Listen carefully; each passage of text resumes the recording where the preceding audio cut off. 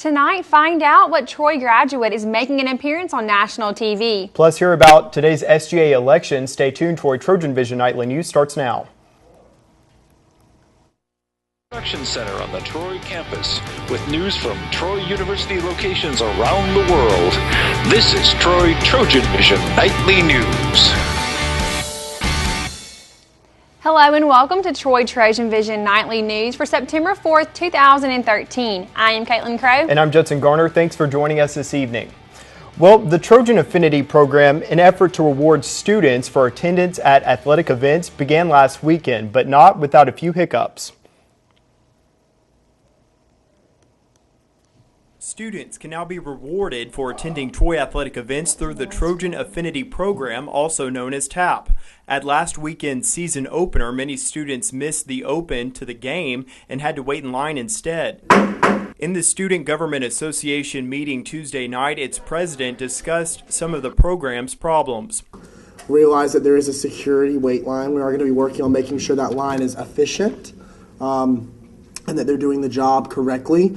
Farrell said people that were trying to enter the game with an ID that was not theirs slowed the line down. Because people were using the current students' IDs that weren't coming to the game. Despite some of those problems, Farrell said that the program is working and the slow lines may actually be a good sign. There's more students coming to the game, which is a good thing. There's more alumni coming to the game. A lot of kinks are being worked out for this upcoming game. Vice President of Campus Activities Trip Hubbard said that after a game management meeting on Wednesday, things should go over a little smoother for any Trojan football games coming up. They're making some changes to it, so they're going to have more scanners open, and they're going to open a second gate. And they're also going to have better signage up so that students know where to go.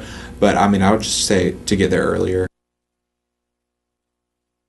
And to contact the Student Government Association, you can call 334-670-3212 or visit its office in the Trojan Center, room 215, during regular office hours.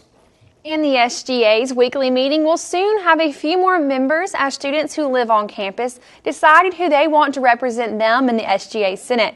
Courtney Addison has the details. Students the chance to elect representatives in the SGA on Wednesday. The SGA elections this time of year are generally for residence halls, and by voting for only residence halls in the spring, this gives freshmen a chance to jump right into the Student Government Association. And even though this isn't the major election, SGA clerk Jake Thibodeau says the voting has had a good turnout.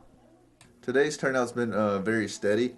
I feel like a lot of people had classes early, but as the day has gone on, we've had more voters come out. Each student who lives on campus was given the chance to vote for his or her residence hall. Thibodeau also added that around 250 people voted in today's election. Troy University wants each student to know they have a voice, and voting in the SGA elections is how you can be heard. It's important because they're voting on seats that are going to affect their stay at Troy. SGA is always bringing up new situations on how we can improve the university and student life. And so it's important that the students come out and vote for the best candidate that they feel can represent their residence hall. The SGA is always looking for ways to advertise and get their message out, but this year they went with something that many students have right in the palm of their hands. Just publicizing through social media, any of that aspect, just putting up posters everywhere. Courtney Addison, Troy TrojanVision News.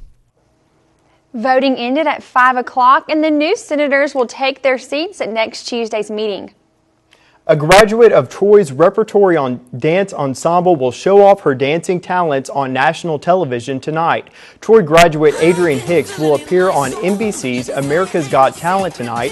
Hicks is now a part of the dance troupe Illuminate. Illuminate were competitors on America's Got Talent a few years ago before Hicks joined the troupe. The group uses lighting effects on a darkened stage as a part of their performance, so you might not get to see Hicks's face during the performance, but her mother, TDRE director Deborah Hicks, tells us she should be on the right side of the stage.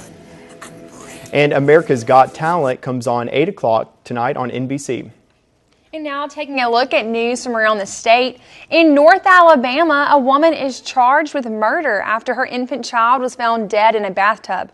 Authorities say 27-year-old Desiree Dawn Childers was arrested Tuesday and more charges are possible. She is jailed without bond in Huntsville. In Dothan, a lawyer is laying the groundwork for a possible mental health defense in the case of a man charged with killing 3 people inside of a Dothan nightclub. The attorney says much of the case for 24-year-old Ryan Clark Peterson will involve his client's mental health. And in Mobile, the head of NASA's Next Generation rocket discussed the program with coastal residents. Todd May directs NASA's Space Launch System at the Marshall Space Flight Center in Huntsville, and he will speak about the program at Battleship Memorial Park this afternoon.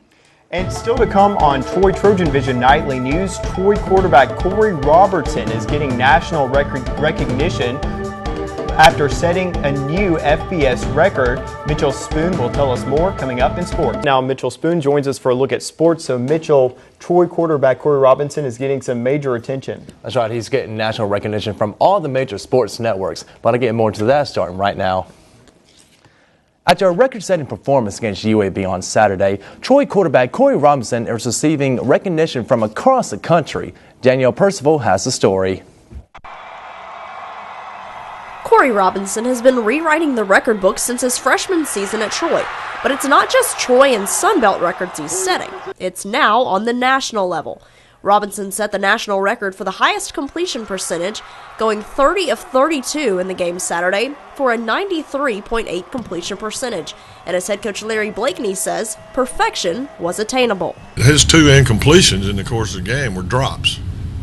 So, I mean, he could have been 32 for 32 very easily. I mean, he started off pretty hot, and I mean, the only drops was like when receivers kind of dropped the ball, so everything he was throwing was on the money. Of Robinson's 2 incompletions, the first was the second attempt of the game, but the other was a little more costly.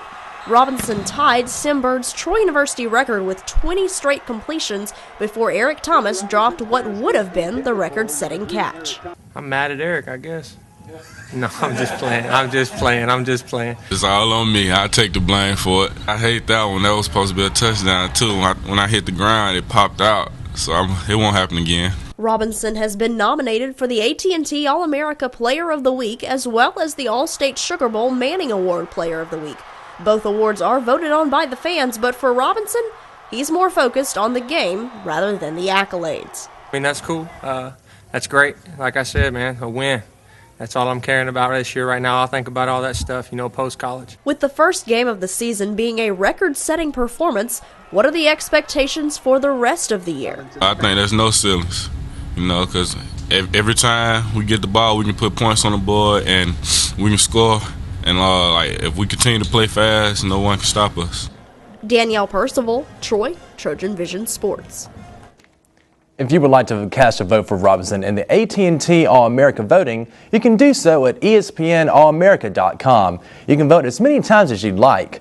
The Trojans will return to action at Veterans Memorial Stadium Saturday against Savannah State at 6 p.m. And after defeating Georgia Southern in 3 tight sets, the Trojan volleyball team had their celebrations, but then it was back to work for their next opponents.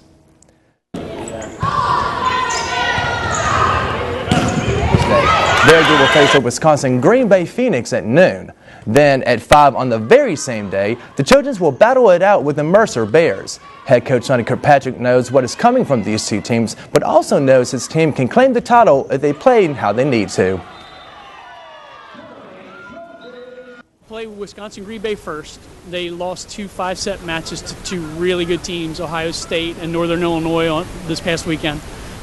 So that's going to be a big stepping stone for us. Mercer's next, and then we actually play Auburn the 3rd game on Friday. They only beat the number 7 team in the country last weekend. So we know that if we don't continue to improve and get better, it's going to be a really long weekend out at Auburn. We'll finish up the Active Ankle Challenge on Friday with a match against the hosting team, the Auburn Tigers, at 7 p.m. And the Trojan soccer team ended the Trojan Classic with a 1-1 showing, losing to Louisiana Tech, but then turning around and shutting out Jackson State. The Trojans had a little trouble finding an offensive rhythm against the Lady Texters, but that all changed against Jackson State when the offense just seemed to come natural to the team. They took advantage and scored 5 goals en route to completing the Trojan Classic. Coach Chris Bentley says he likes the way his team is developing and looks to build off of that going into this weekend's matches. Well, I think we're doing a good job building possession, and I think as we continue to improve, hopefully possession with a purpose will be a huge factor for us. Going into this weekend, we've got a couple tough opponents, so if we can use that to our advantage, really build some possession, look to penetrate their back lines, and we'll be good to go. But again, it's confidence, patience, and understand we're going to make mistakes along the way. And we make some young mistakes here and there, but I think we can capitalize on our good fortune as well and create our own luck. So. Have a chance to create that luck and put it to the test this weekend when they travel to Birmingham to take on the UAB Blazers. And after completing the Trojan Invitational, the Troy cross-country team knows more about itself, where they stand, and where they want to be. In the Trojan Invitational, both the women's and men's competed well against the other runners, but didn't place as high as they had hoped. The women's team placed 5th out of 7, while the men's team got 3rd out of 4. But don't fret. Head coach Jeff Jenkins says his freshmen have gotten that first race over with and now know what they must do in order to improve. Well, I think their eyes are open, and for the training, they kind of get to see what it's like, and they get to know that, hey, this girl beside me, she beat me in the meet. This is what I need to do in order to beat her. I need to train harder than her. I need to race better than her. And we got that initial race out of the way for a lot of the freshmen on there, so they learned a lot and they got a lot of experience. And so now they're still going to be nervous before the race, but now those butterflies are gone, and they're able to get past that a little bit better. The cross-country team has 10 days to see what improvements need to be made before they travel to South Alabama to compete in the Azalea City Classic on September 14th. So, Judson, Caitlin, hopefully all the Trojans will go out and vote for Corey Robinson to get that AT&T award, and hopefully the Troy volleyball team can come back to Troy after this weekend with 3-0. Mm-hmm. Yes, best of luck to the Troy volleyball team, and that would be we all talk about supporting Trojan athletics. That's just another way you can do that by voting. Yep. Yeah, thanks a lot, Mitchell. Thank you.